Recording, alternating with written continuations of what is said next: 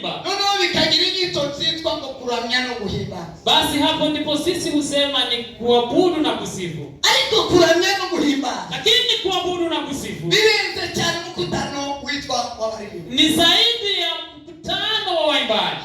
Kuramya no guhimbaza by'ukuri, Kusifu na kuabudu ya ukweli, kuramya no guhimbaza by'ubwami, kusifu na kuabudu ya ukweli, kuramya no guhimbaza by'abakijijwe, kuabudu na kusifu ya wale ambao wameokoka, sibijanye na generation, nayo si kiwango ya rika fulani, sibijanye n'imyaka, nayo si ya sibijanye na miaka, sibijanye n'umubiri, nayo si mambo ya kimwili,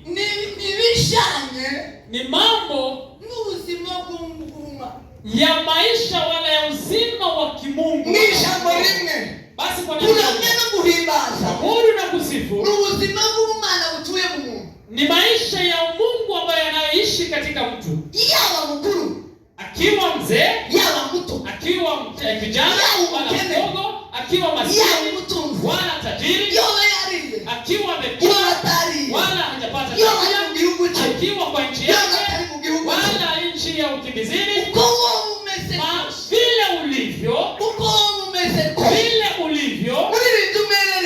Baadhi alisema nikifanya kama takataka yanipaswa kumpendeza Mungu. Aravuga ngo nubwo nohinduka nk'ibishingwe birangwiriye kugira ngo shinima.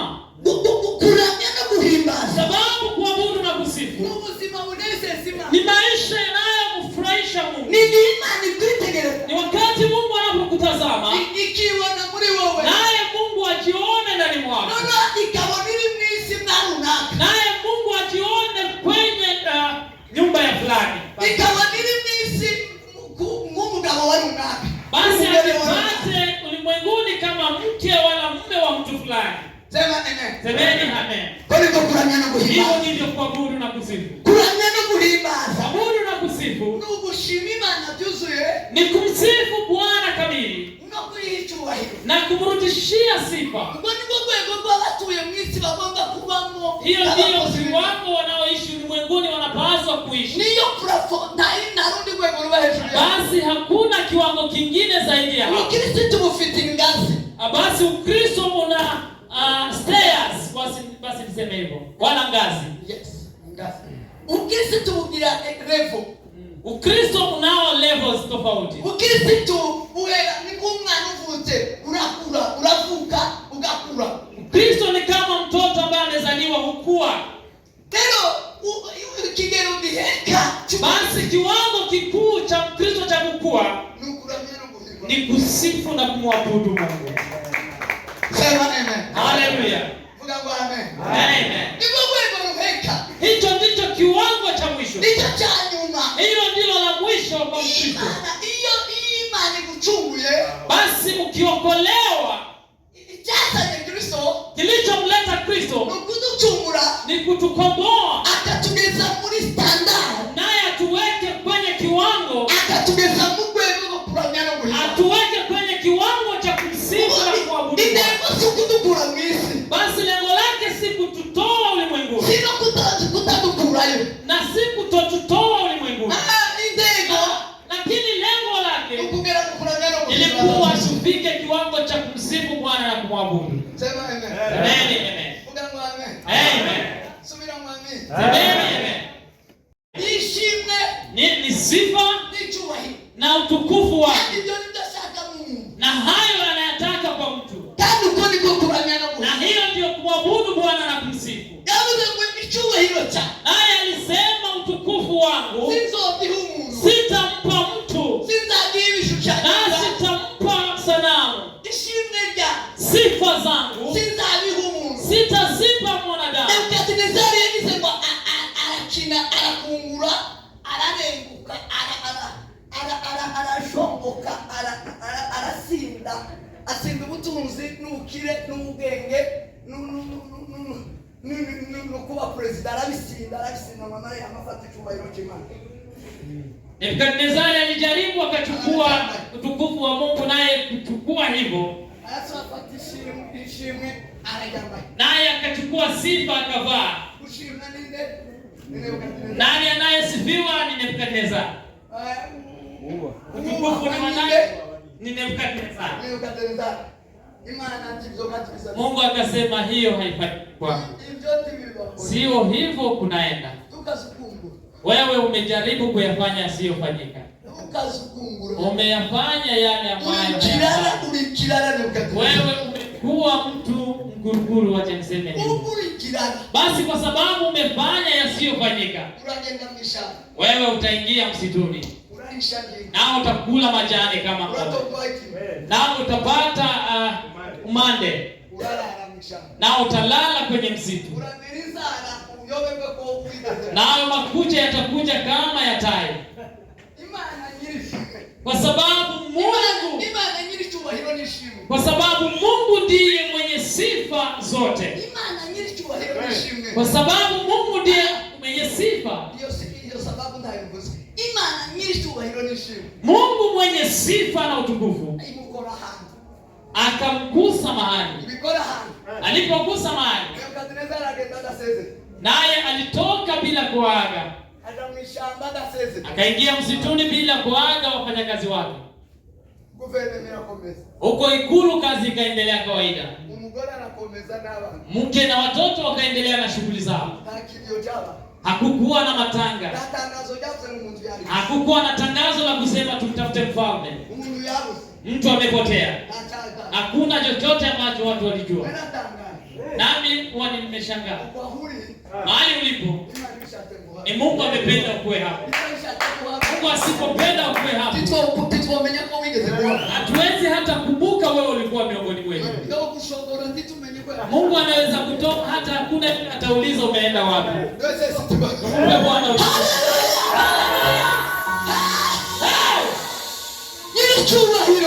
mwenye sifa, yeye mwenye shukurani, ni mwenye nguvu zaidi ya nguvu zote. Ni yeye mwenye nguvu ya nguvu zote. Ndiye mwenye nguvu. Ndiye mwenye sifa na utukufu. Yeye ndiye. Ni Mungu mwenyewe. Mume wala mke akiokoka, huwa anatoa sifa na shukurani kwake, basi anampelekea Mungu. Hiyo ndiyo kumwabudu na kumsifu Mungu. Huwa si ya waimbaji. Daudi ambaye ni mfano wa waimbaji. Mfalme Daudi. Mfalme Daudi wa Yerusalemu, ambaye amekuwa mtu ambaye amejulikana kwa waimbaji. Yeye si nyimbo tu, naye si kupiga muziki tu, lakini Daudi alikuwa na jambo zaidi ya hayo. Alikuwa na roho ambayo imenyenyekea, naye alikuwa na msifu Mungu wala kumtoa Mungu. Naye alikuwa anajiona kama mfalme, lakini alikuwa anasema Mungu ndiye mfalme. Mke wake alikuwa akimtaja yeye ni mfalme, naye anasema kuna Mungu ambaye yeye ndiye mfalme. Watu walikuwa wanamuita mfalme wa Israeli, naye alikuwa anasema mimi si mfalme, mfalme ni Mungu. Kuna Zaburi ambayo inasema, naye akasema Bwana ndiye mchungaji wangu.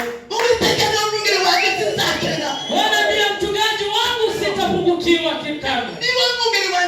Ndiye mchungaji wangu, sitapungukiwa. Akaandika Zaburi nyingine ambayo akasema Mungu ndiye mlinzi wa Israeli. Ndiye mlinzi wa Israeli. Mungu ndiye huilinda Israeli. Hata sasa Waisraeli husema Mungu ndiye mlinzi wa Israeli. Ndiye hukuwa macho kwa sababu ya Israeli. Basi anayelinda Israeli yeye hukaa macho. Yeye huwa halali kamwe. Naye huwa halali kamwe. Hiyo ndiyo kuabudu na kusifu. Ni zaidi ya kuimba mwimbaji. Semeni amen. Semeni amen. Haleluya. Haleluya. Daudi akasema anayestahili sifa ni Mungu. mfalme. Kasema Daudi, Daudi, Daudi, nao tumekujengea nyumba. Ni nyumba ya kifalme. Ni nyumba inayofaa mfalme wa Israeli. Alikuwa anampenda sana Daudi wa Israeli. Naye Daudi hakuwa anampenda kwa sababu ya Mungu. Naye hawakumpenda kwa sababu alikuwa ni mtoto wa kina Isaya. Sio kwa sababu alikuwa mwana Israeli. Lakini Daudi alikuwa anampenda kwa sababu ya ibada. Naye amewahi kuwa kwa ibada huko jangwani. Akiwa anachunga kondoo huko. Akakuwa kwa ibada, akakuwa kwa ibada. Daudi akakuwa kwa ibada. Alipozaliwa hakupendezwa, hakupendwa nyumbani kama watoto wengine. Lakini Daudi akaanza akaokoka. Ndio mwenzako okoka. Okoka, okoka. Okoka, okoka.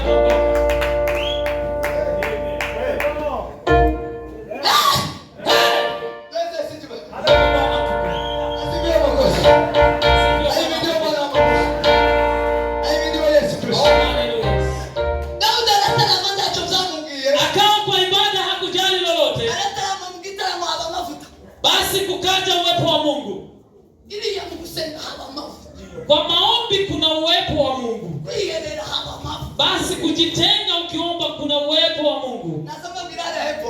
Wala maombi ya kipekee. Nilikuwa nawaambia hapo. Ukisema umepakwa wala umekuwa na upako. Basi Kristo ni upako. Ukitafakari hiyo upako ni maneno mawili. Ni kukubaliwa, sijui nasema ni kukubaliwa wala kibali. Kibali basi na heshima. Ni kama ni heshima, yes. Kibali na heshima. Ukiwa na upako, kama ni Mungu amekupaka, huwa na hayo mawili. Hayo mawili ni nguo unaovaa. Basi ni umbo wala ni sura. Kwa kila yule ambaye amekuwa kwa ibada ya Mungu anafaa kuwa nayo. Kwa wale wanapenda, basi kwa wale wanapendwa yeye hupendeka. Sema hivyo. Wala hupendwa. Kwa wale wanapenda yeye hupendwa. Kwa wale wanaotazama kwa makini na kusikiza, basi yeye hupendwa. Na kwa wale ambao huwachukia wengine, wale ambao wana mioyo migumu, mioyo mibaya, wale watu waovu, wale ambao ni washawi na watu ni wazini na wale wazinzi sijui, hao wote wanaofanya maovu, kiwa kwao basi unakuwa na heshima. Unakuwa na heshima. Wakikuchukia, wanakuchukia lakini wanakuogopa.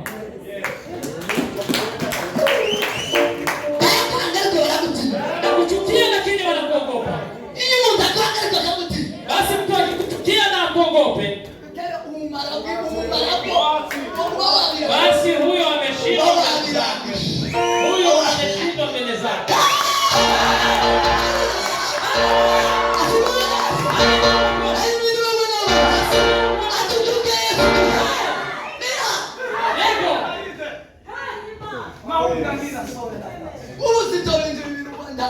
Basi ukikosa hayo mawili wewe ni mtu bure. Wewe ni mtu bure. Sababu ya heshima na sifa. Kwa sababu hugusa kila mahali. Unahudumia mahali popote. Huwa unahudumia wale ambao wanakuchukia na unahudumia wale ambao wanakupenda. Unaishi na wale wanakuchukia na unaishi na wale wanaokupenda. Semeni amen. Semeni amen. Ukifika wanakupa kiti, nao wanakuchukia. Si kwa sababu Hajakupea kiti kwa sababu anakupenda.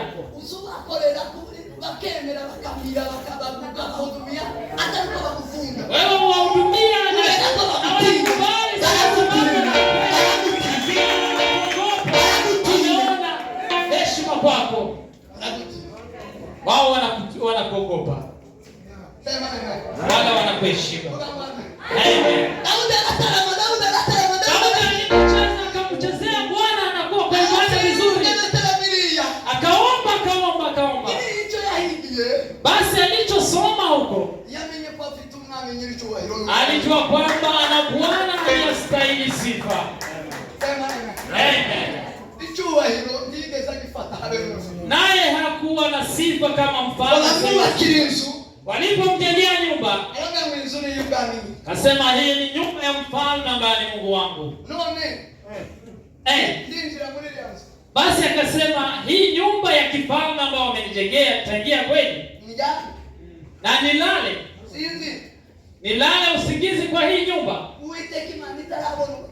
Naye Mungu ambaye ni Mungu wangu hajapata makao kama haya. Makosa Wanaisraeli wamefanya. Wao wamenijengea nyumba kabla ya kumjengea Bwana Mungu. Kasema Mungu, nami sitalala, nami sitakubali macho yangu yalale usingizi, nami siwezi lala bila kupata makao ya Bwana. Yeye ndiye alianza project ya kujenga kanisa. Mungu hakuwa na kanisa. Hiyo ni project ya Daudi. Hii ni idea ya Daudi. Hii mnayoona hii majengo hii. Hope cha Tegela ni project ya Daudi.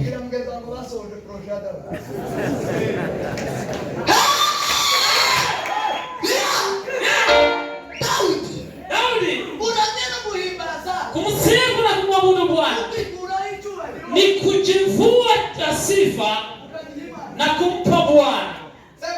Haleluya. Yeye ndiye anayestahili sifa. Yeye ndiye anayestahili sifa. Sema amen. Haleluya. Mungu amen. Sema amen. Shuhudia mwamini.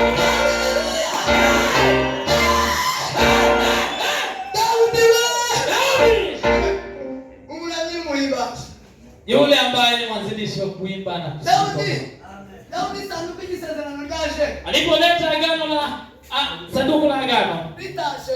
Iliporudi kutoka Ufilisti. Wakati mwingine waliteka sanduku la agano. Na Wafilistia wakawa na shida huko. Ikawaangamiza huko kwao.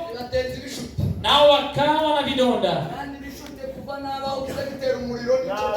Hayo vilikuwa ni vidonda vibaya huko. Nao wakawa na homa mbaya huko.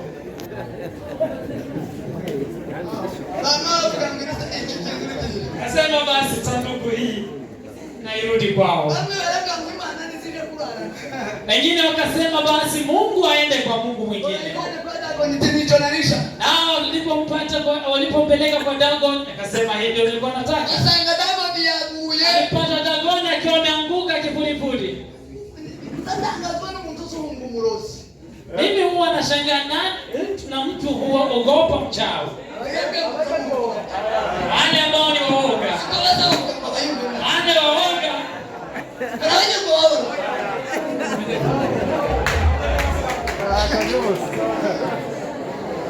Asibiwe Yesu. Aibidiwe Bwana wa Bwana. Tuweze situa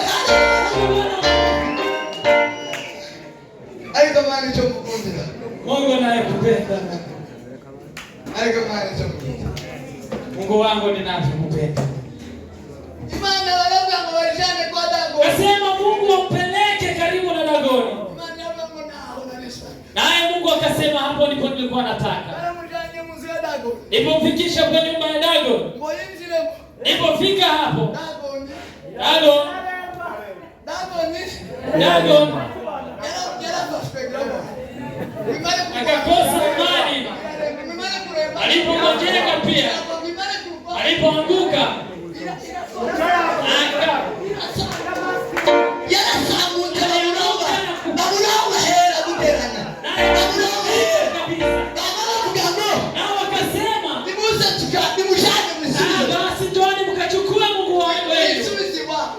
mkamrudishe kwao. Mwambie kama una Mungu. Ingia kwa zile nyumba ambazo hawana na wasipo basi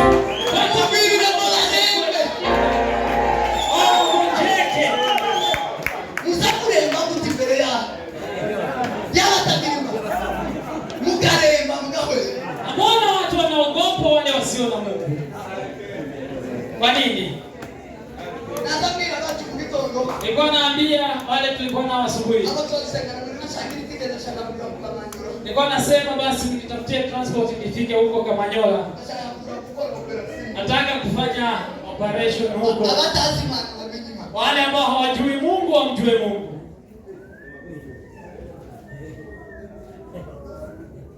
Honga. Nicha habuhonga mumaso y'utahirima. Nicha.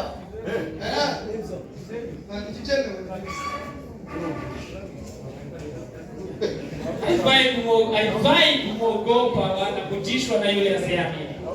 Ugahonga mbele y'upagani. Mbele ya yule asiyeamini.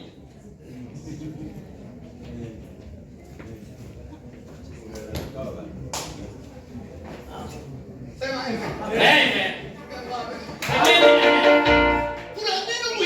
Kusifu na kumwabudu kamili ni kumupa Bwana sifa. Ukimupa Bwana sifa, naye Mungu huja na kukaa ndani mwako. Kinachomvuta Mungu ndani mwako ni kumupa sifa, naye amepata na njia ya kuishi ndani mwako.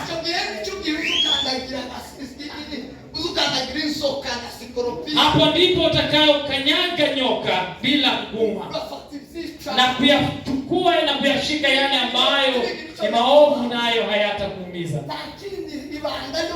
Siri ni moja, ni kuwa na Mungu. Basi siri ya kuwa na Mungu ndani mwako ni kumupa sifa, na hivyo ndivyo kumwabudu.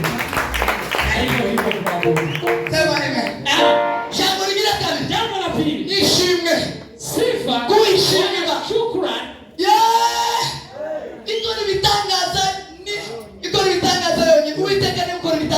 Mungu ndiye anayefanya miujiza mwenyewe. Basi shukrani kwake huwa haipewi mtu. Sifa zake huwa hazipewi mtu. Herode siku moja alichukua speech mbele ya watu.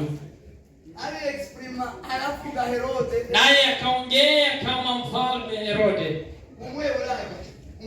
Naye alikuwa Mwebrania. Akaongea, akachukua speech yake. Naye alikuwa anajua kuongea vilivyo. Herode alikuwa anajua kuongea. Wao wanasema yale maovu kwake, wao hawasemi yale alikuwa anafanya. Herode akisimama mbele za watu wala mbele ya watu, hakuwa ni mtu wa kawaida kuongea. Wala Herodia walikuwa ni watu ambao wameheshimika huko, lakini hawakuwa na Mungu. Nao hawakuwa na msifu wala kumwabudu Mungu. Basi Herode akaanza kuongea, nao wakaanza kusema basi, sifa ni zako wewe Herode. Naye Mungu akasema, ameandikwa kwamba Herode, wewe umepokea sifa. Wewe umepokea sifa ambazo zinastahili. Ikigiza Waisraeli ni Herode. Ikigiza wako ni wewe. Anayefanya watu waishi ni Herode. Ikigiza si ni wewe. Anayefanya watu waishi ulimwenguni ni Herode. Kwani ni jao? Sifa ni zako wewe Herode. Wale ambao msifu wala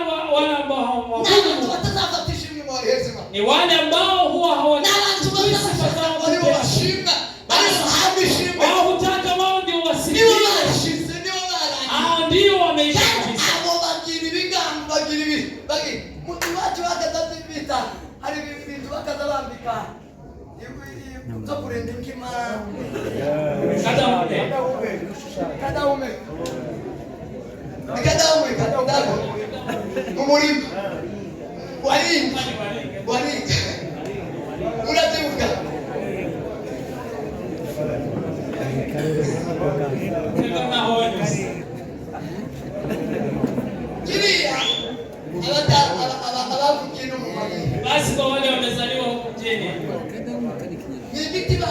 watu walikuwa wanaleta, si mnaona yale ambayo wanabisha manguo hapo nje kwa duka. Wao wanavaa, anakaa mtu lakini amevaa manguo. Basi walikuwa wanafanya hivyo ili ndege na wale ambao wanakuja kukula mmea. Mtu akitoka kwenye shamba lake anaacha kimti ambacho kimevaa mavazi kama mtu. Kitu kimoja kilikuwa kinanishangaza. Ndege wengine walikuwa wanajua na kukula. Basi hata wanyama wakichunguza vizuri wanajua huyu si mtu. Wakitaka kukula mimea, alikuwa anakuja kuona kweli huyu ni mtu.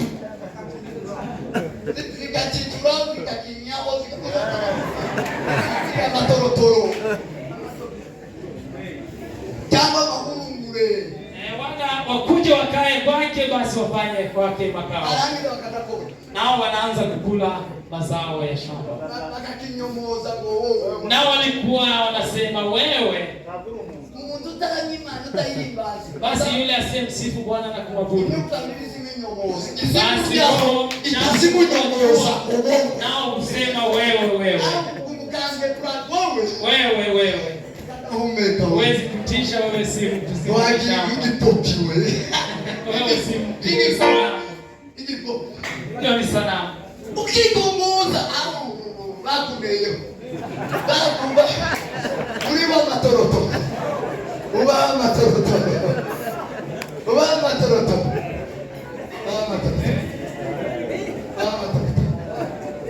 Akuja wanachezea kwa wanapotaka.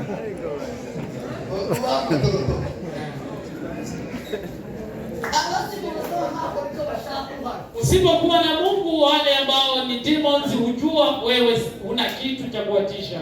Wanafanya wanavyotaka karibu. Wanafanya wanavyotaka mbele zako. Ila mgezo wangu garuka turamye duhimba. Mambie mwenzako. Garuka turamye duhimba. Mase imbaraga z'Imana zigara. Na nguvu za Mungu zirudi. Imbaraga z'Imana zigara gari. Basi hapa ndipo tunazozihirisha nguvu za Bwana. Imbaraga z'Imana zigara gari mkuramya no kuhimba. Na nguvu za Bwana huzihirishwa katika ibada ya kumsifu. Biblia yavuze mu mwisho marengo ye mulirimba kandi muhimba. Biblia imesema kujeni malango mwake mkiimba. Kubera ko Imana ni nziza. Kwa sababu Mungu ni mwema. Nazo fadhili zake za milele. Mungu